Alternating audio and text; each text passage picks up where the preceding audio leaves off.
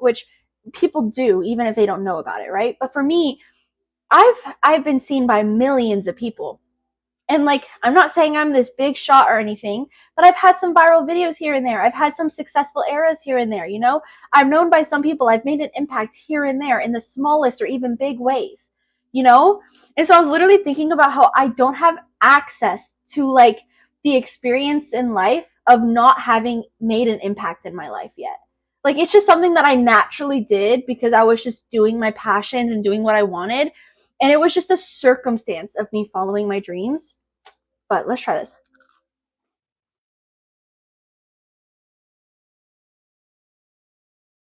Lydia, it's been so long since I've seen you. I hope you're doing well. Okay.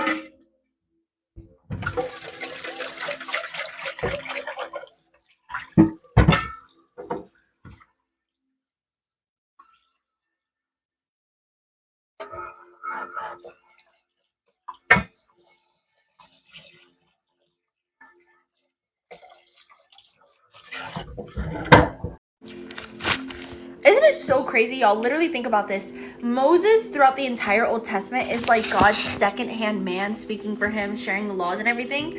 And God literally,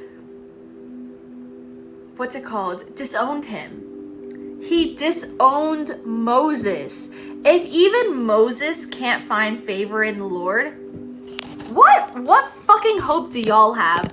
Literally, like, after everything Moses did, for God to be like, actually, you're not allowed in the promised land. And he died outside of the...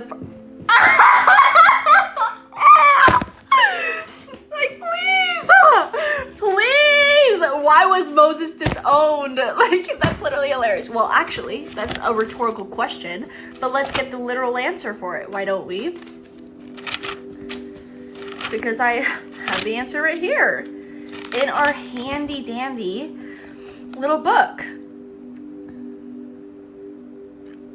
Okay, then Moses, so we're currently in Deuteronomy chapter 34. We're going to blindly read, so I don't even know fully what this all says, but I do know it leads with him getting disowned. So, the death of Moses. Then Moses climbed Mount Nebo from the plains of Moab to the top of the Pisgah across from Jericho. There the Lord showed him the whole land, from Galilee to Dan, all of the territory of Ephraim and Manasseh, all the land of Judah, as far as the Mediterranean Sea, the Negev, and the whole region from the valley of Jericho, the city of palms, as far as Zoar.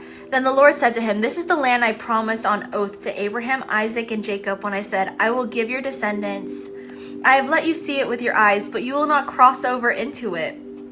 And Moses, the servant of the Lord, died there in Moab, as the Lord had said. He buried him in Moab, in the valley opposite of Beth Peor, but to this day no one knows where his grave is.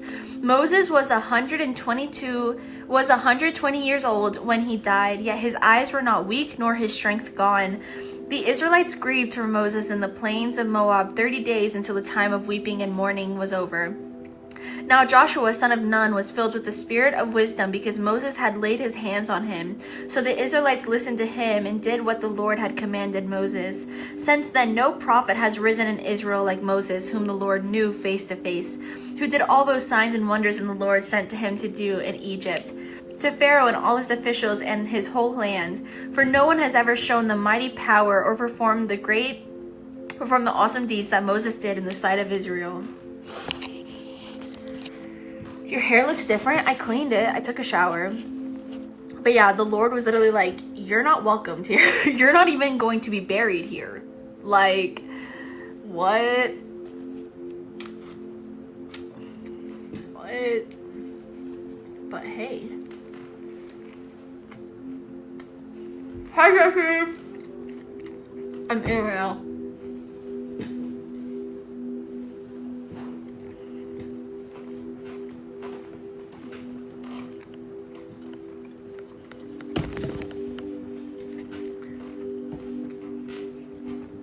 I'm so thankful for the food I make.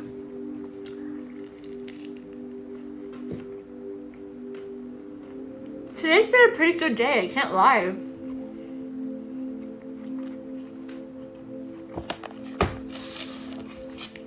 Work was really good today. I made at least $100. We got my dishes done. I went on a walk. I'm live. I love talking to you guys. I get to go to a bonfire later tonight with my neighbors. So, I'm a server.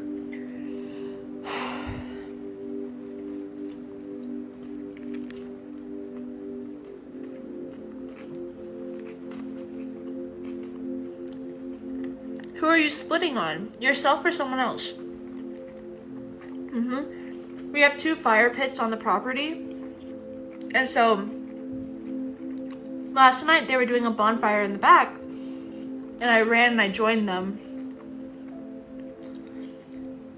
And I'm gonna do the same tonight.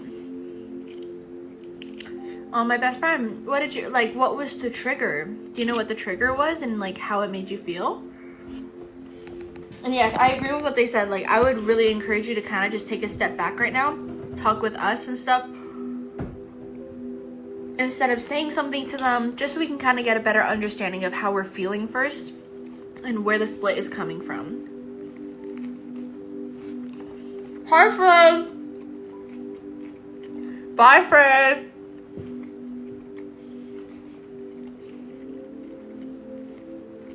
Hello and goodbye.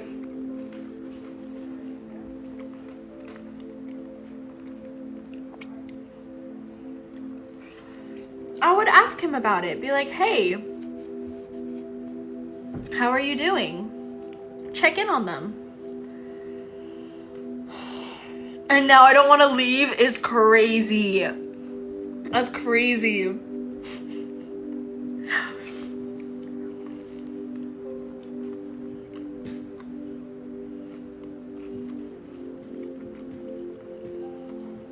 Who's Adriel?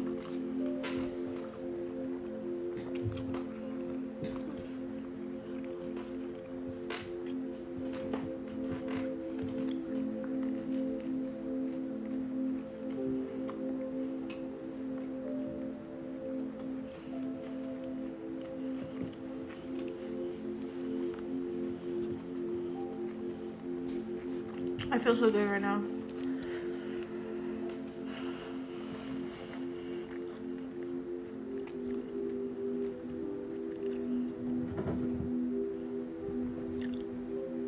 Taking any further questions? As you should. Statistics are good. As you should. I could go on a walk.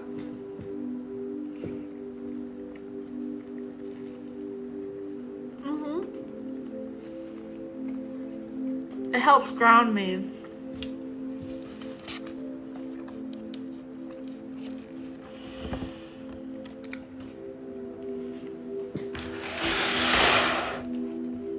At the end of the day, listening to the music helps remind me that I can just choose to be calm. Every experience I'm having to some extent is a chosen experience, which there's so much nuance because also, no, it's not. Sometimes we're experiencing something we didn't fully choose to experience. But at home, when I'm mostly in control, I have my autonomy and everything. If I start to get like dysregulated, I can like listen to the music, remind myself like, okay, what reality am I choosing to be a part of right now? What thought am I entertaining? What am I thinking about just in general that's causing me to be dysregulated?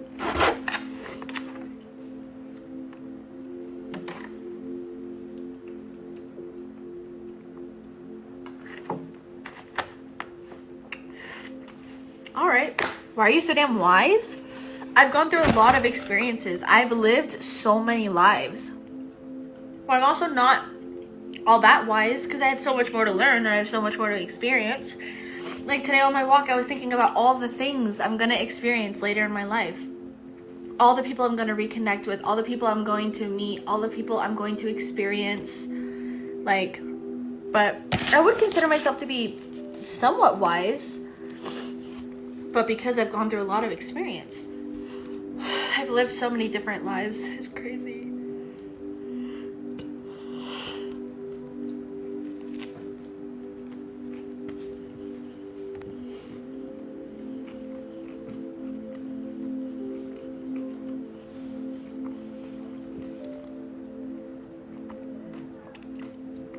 That's good. I'm really happy to hear that. I feel like after getting diagnosed with BPD, it's kind of like the validation you don't get from your environment. Like, oh, I'm not just like this crazy, insane, irrational person that chooses to be this way. Like, there's so much more nuance and complexity to our character and why we act the way we act and why we feel the way we feel. Yeah, I was definitely, like, I wasn't forced to be wise because, again, like, a lot of people go through the experiences I go through. I'm not the only person who's gone through trauma. And, like, everybody responds to it differently. But I think that my conscious acknowledgement and my conscious choice to do better and to learn and to try to heal, look at myself, acknowledge when I'm wrong, all of this different shit, I chose to gain wisdom from it instead of staying weak. Because, like, all of the trauma, it makes you really weak. But you have to choose to have strength and overcome it. Like, a lot of people think that, like, oh, you went through all this stuff, you should be so strong or whatever. And to me, you should join the Discord server. If you guys aren't already, you guys should join the Discord server. We're on there, we talk, we do community events every single week. Hold on. If you guys want to be a part of the community, if you guys enjoy this live, if you guys have been hanging out, we go live every single day at 5 p.m. Eastern time. We're here every single day. I delete... Why would you do that? Why would you do that? Lame. But thank you, Spiritual Hippie. I appreciate you. We're gonna finish this last bite.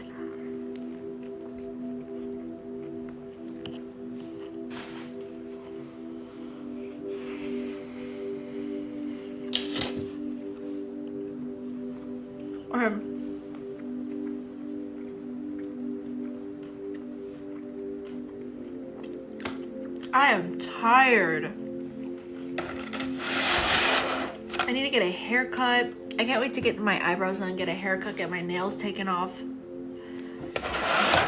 Damn! I feel like the app that takes the most storage for me right now is probably TikTok.